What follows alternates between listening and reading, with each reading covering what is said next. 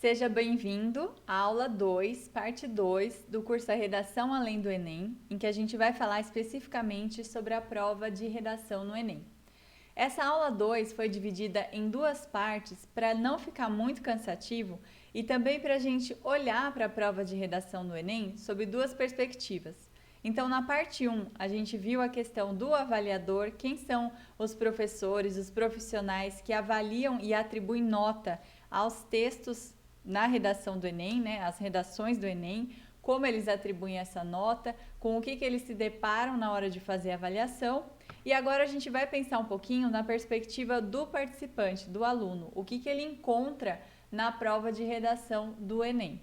Então a gente vai falar primeiramente sobre a folha de redação do Enem. Coloquei aqui para vocês, claro que está num tamanho reduzido, mas é importante você lembrar que todo esse material de apoio, não só os slides, mas todo o material que eu estou utilizando nos slides, ele está disponível para você fazer o download lá no material complementar do curso. E aí você pode acompanhar, se você preferir imprimir, fazer anotações, você tem esse material à parte. Aqui a ideia é te mostrar a folha de redação do Enem. Então, quando o participante chega no dia de fazer a prova de redação, com o que ele se depara? Então, eu coloquei aqui a folha da redação do Enem de 2021. A gente tem ali em cima as instruções para a redação, depois os textos motivadores, nesse caso foram 4 textos, contando com texto verbal e texto não verbal. E por último, na parte de baixo, a gente tem a proposta de redação. Então, o que a gente vai ver agora é como olhar para cada um dessas partes, né, desses momentos da folha de redação. Então, a gente tem ali naquela parte inferior o comando de prova, que tem ali a proposta de redação e junto vem um descritivo que é o comando de prova. Esse descritivo, ele é igual há muitos anos no Enem, então ele sempre vai se repetir. O que vai mudar é a frase temática que vai aparecer no meio desse comando, que vai variar em função do tema da redação daquele ano. Mas o comando de prova que a gente vai ver agora, ele se repete. E a proposta aqui da nossa aula é te mostrar que nesse comando de prova você já consegue depreender as competências que são avaliadas na folha de redação do Enem. Então, a gente já viu até agora que são 5 competências e agora eu vou te mostrar como é que elas estão explicitadas ali no comando de prova. Então, esse comando diz: a partir da leitura dos textos motivadores seguintes e com base nos conhecimentos construídos ao longo de sua formação, redija texto dissertativo argumentativo em modalidade escrita formal da língua portuguesa, sobre o tema X. Coloquei aí o sinal de supressão, porque como eu expliquei, aí vem a frase temática, que vai variar a cada ano, apresentando proposta de intervenção que respeite os direitos humanos. Selecione, organize e relacione de forma coerente e coesa argumentos e fatos para a defesa do seu ponto de vista. Aqui, obviamente, vocês perceberam que eu dividi o texto, né? Ele não vem assim fragmentado nessa disposição, mas a ideia é te mostrar cada uma das competências, como é que elas aparecem aqui nesse comando de prova. Esse comando de prova, que a gente está falando especificamente da redação do Enem, mas em vários vestibulares ele vem com essa mesma estrutura. Então, a gente tem ali, quando se diz modalidade escrita formal da língua portuguesa, a gente está pensando na competência 1, que avalia a norma culta. Quando se fala a partir da leitura dos textos motivadores seguintes e com base nos seus conhecimentos, redija texto dissertativo argumentativo. A gente está falando da competência 2, que vai avaliar 2 itens, né? Tanto o tema da redação quanto o gênero em que ela foi escrita. Então, aqui a gente sabe que a redação também é uma prova de leitura da sua compreensão do tema, da sua compreensão dos textos motivadores e do que está sendo solicitado. Quando se diz ali sobre o tema X, a gente tem a explicitação do tema, né, que é o que vai ser cobrado ainda nessa competência 2. Na competência 3, em que se avalia a coerência textual, a gente vê esse critério aí: selecionar, organizar e relacionar argumentos e fatos para a defesa do seu ponto de vista. Então, a gente sabe que essa organização textual, esse tecido, essa teia, é o que garante a coerência do texto. Então, você também precisa se preocupar com essa coerência na competência 3. Na competência 4, vão ser avaliados os mecanismos de coesão textual que foram utilizados no texto. Então, ele já diz aqui, forma coerente e coesa. E, por fim, a competência 5 é aquela que vai avaliar a proposta de intervenção que respeita os direitos humanos. Então, nesse comando de prova aqui, a gente consegue ter um panorama das 5 competências que são avaliadas na matriz de referência para a redação do Enem. Repetindo, esse comando se repete todos os anos, a única coisa que varia aqui é a frase temática que eu coloquei aqui no sinal de supressão. Bom, além disso, o que o participante tem à sua disposição ali no momento da prova? Ele tem a folha de redação com as instruções para a redação, ali a folha para que ele faça um rascunho, então tá bem claro que ele precisa fazer um rascunho nesse papel exclusivamente, né? E que esse papel não será avaliado em hipótese alguma. A gente falou na aula passada sobre o processo de seleção dos avaliadores, né? E a gente sabe que os avaliadores das redações do Enem, eles nem têm acesso à folha de rascunho. Então, muitas vezes o participante pode deixar algum recado, pode ter feito o texto integralmente na folha do rascunho, e essa folha, infelizmente, ela nem é passada para os avaliadores, porque ela é uma folha para rascunho que vai ser ali descartada. Então, nas instruções para a redação, já está bem claro para o participante que o rascunho da redação deve ser feito no espaço apropriado. O texto definitivo deve ser escrito à tinta, na folha própria, em até 30 linhas. Aqui é outra questão importante, né? Que o texto deve ser escrito à tinta, com caneta.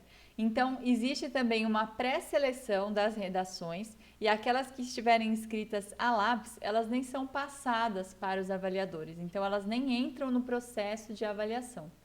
E a questão das linhas, que também é um fator bem importante, o texto pode ter até 30 linhas, né? Isso quer dizer o quê? Que se o participante escrever menos, ele corre o risco de ser punido, se ele tiver até 7, 8 linhas, a gente vai ver mais pra frente. Mas se ele escrever a mais, se ele escrever nas bordas da folha, embaixo, quiser complementar, colocar uma setinha, nada disso vai adiantar, porque o avaliador vai ver exclusivamente as 30 linhas, esse quadrado com as 30 linhas. Então, outra instrução que aparece aí, a redação que apresentar cópia dos textos da proposta de redação ou do caderno de questões terá o número de linhas copiadas desconsiderado para a contagem das linhas. Então, também não adianta o participante encher linguiça, como se costuma dizer, né? Com textos copiados dos textos motivadores ou de questões da prova, porque essas linhas não serão consideradas aí na avaliação.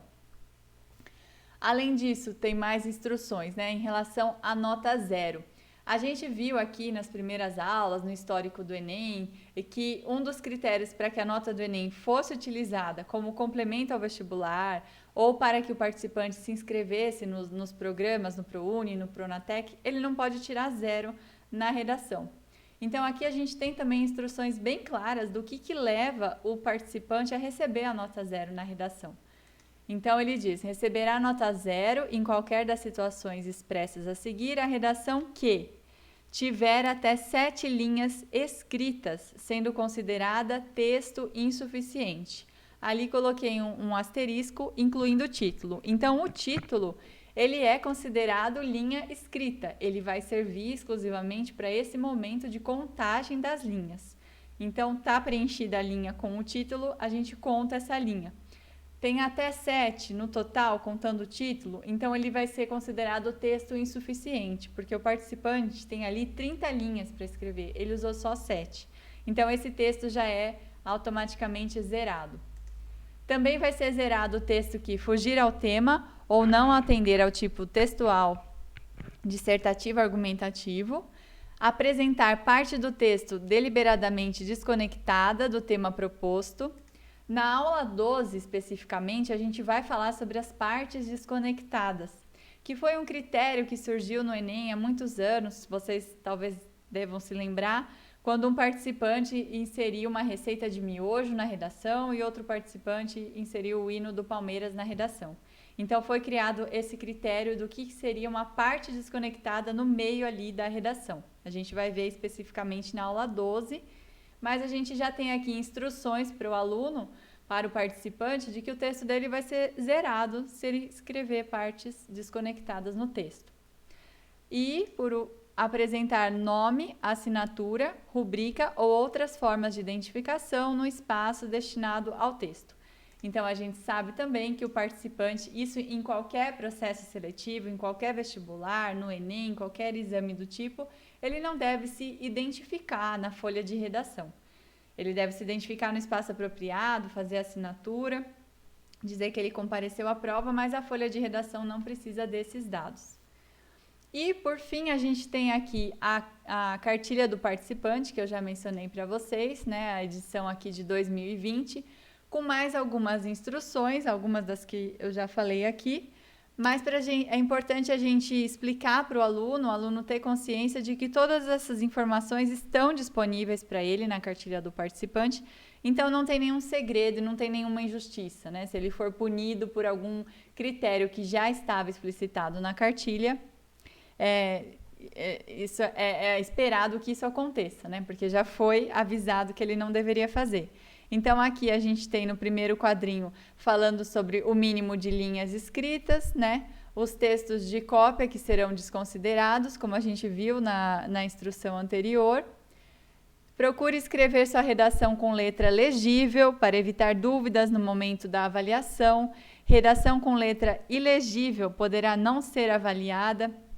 Aqui é importante a gente explicar para os nossos alunos, para os que vão fazer a prova do Enem, para os participantes, que letra feia ou letra bonita é uma coisa, né? Agora, letra legível ou ilegível já é um pouco mais profundo. Então, a gente precisa escrever uma letra legível, que seja possível de ler, que qualquer pessoa consiga ler aquele texto. Porque a gente ainda está escrevendo uma redação à mão e o leitor, o avaliador, ele precisa entender aquilo que está escrito. Como a gente já falou em outras aulas, o único contato que o avaliador vai ter com o participante é por meio daquele texto. Então, o aluno não tem oportunidade de se explicar, de tirar dúvida, ele tem que trazer ali naquele texto todo o conhecimento que ele tem sobre o tema. Então, tem a questão do título também, dizendo que é um elemento opcional na produção da redação. Embora ele é considerado linha escrita, ele não é avaliado em nenhum aspecto relacionado às competências. No entanto, ele pode levar a nota 0 caso apresente alguma característica passível de anulação, por exemplo, desenhos, sinais gráficos, impropérios.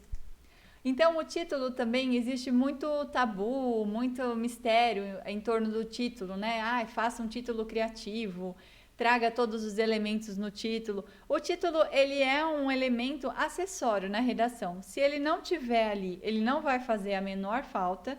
Se ele tiver e não for muito criativo, não for muito inteligente, não trouxer uma grande sacada, também não vai fazer diferença na avaliação. Agora, se ele estiver presente e trouxer um xingamento, um impropério, um desenho, aí sim ele pode comprometer toda a redação. Então, uma instrução que eu sempre dei para os alunos é que, se você não tem ideia do título, não faça título, não escreva nenhum título. É melhor do que você tentar fazer algo que pode te prejudicar. Como o título não é avaliado, ele não é um critério. Então, você não precisa se preocupar com ele. E, por fim, aqui no último quadrinho, a gente tem a questão de não faça destaques no título ou marcas de finalização do texto que possam ser considerados desenhos ou formas de identificação. Então, a gente viu no slide anterior a questão da rubrica, do nome, da assinatura, mas também nenhuma marca, nenhum desenho, nenhum emoji, nenhum coraçãozinho em cima do i, nada que possa parecer uma tentativa de se identificar. Bom, então com isso a gente termina essa segunda parte da aula 2. Espero vocês na próxima aula, que é uma aula fundamental para a gente compreender essa metodologia de análise da matriz de referência para a redação. Agradeço a sua atenção e te espero na próxima aula. Até lá!